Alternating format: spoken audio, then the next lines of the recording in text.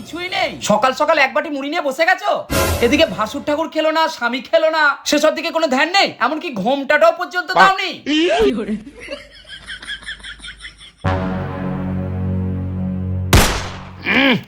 বৌমা, তুমি কি চোখে দেখতে পাচ্ছ না আমার লুঙ্গিটা নাড়া রয়েছে, আর তার সাথে তুমি সাইডে ফাটিয়ে নেড়ে দিলে?